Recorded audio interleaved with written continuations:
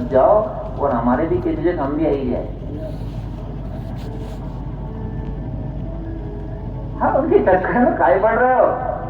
जितना शास्त्र सम्मत लिखी बातें शास्त्र पुराण में, उतना उनको श्राद्ध कर दो, धूप ध्यान कर दो, सेवा कर दो, दान कर दो, ब्राह्मण भोजन करा दो, वस्त्र दान कर दो, खीर खिला दो ब्राह्मणों को, गाय माता को घास डाल दो, जो आपको बने उतना 16 दिन में आपके पितरों के बजरों के में कर दो। इसके बाद उनके हाथ जोड़ के कह दो कि आप भी पधारो और हमें भी भगवान की भक्ति करने दो।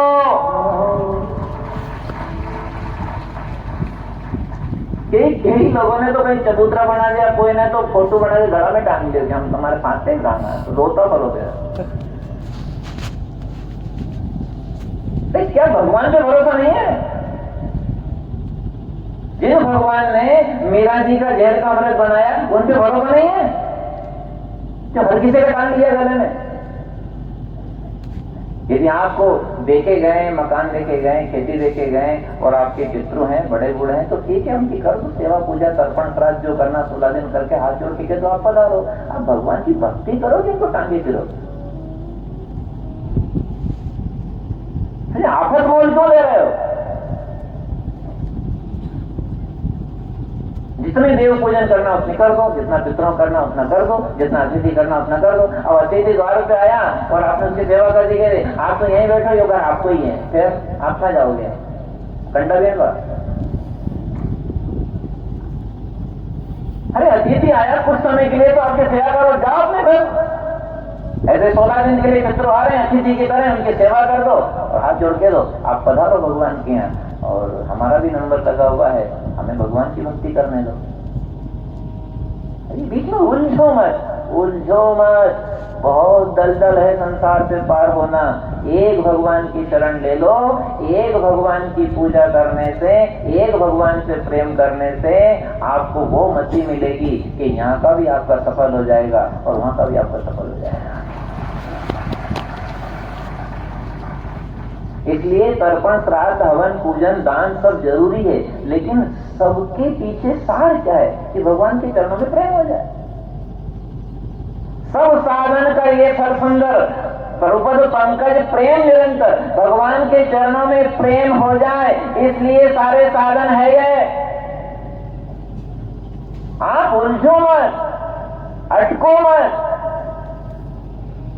हम मना नहीं कर रहे हैं, आपका बड़ा है तो खूब राजी से करो। आप जितना दान देना है, खीर खिलाना है, ब्राह्मण देवताओं को जितना भी आपको सेवा करनी है, कोई कुत्ते को रोटी डालना है, कौवे को डालना है, कोई चीटी नगरा जमाना है, गौ माता के लिए ग्रास डालना है, बांट डालना है, जो भी आपको करना है ब्राह्मण के लिए, गरीब दुबले के लिए आप कर दो। इसके लिए मना नहीं कर रहे हैं। धूप दे दो, आप जो भी मध्याह्न तिथि में अंगारे पे जो भी धूप करो अपने बड़े बूढ़ों के लिए दे दो, इसके लिए मना नहीं कर रहे हैं। पर ये सब भगवान की प्रसन्नता के लिए करो कि मेरे राम राजी होंगे इनकी करने से, और भरोसा करूंगा तो भगवान पे करूंगा।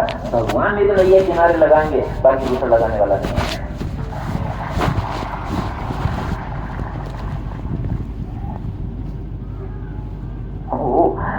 हम एक बात और कह दें आपसे कि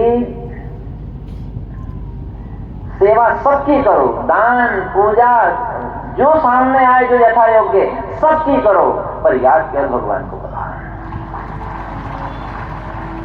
सुन ली सबने? सुन ली? हाँ।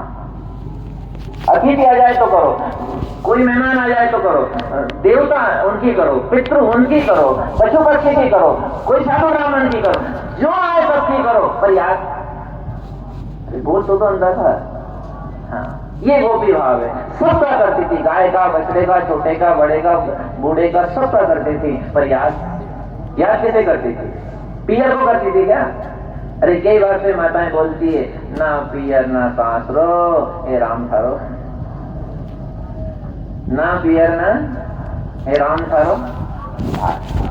तो आसरा का मतलब क्या है कि आस करो तो राम जी से करना, नहीं तो आस रो, दूसरे की आस रुलाएगी, रोती रहो। और कभी आप पियर की करो तो कब तक करोगे, और ससुराल की करो तो कब तक करोगे, और शरीर की करो तो कब तक करोगे? ना पिहर ना सास रो हे राम थारो।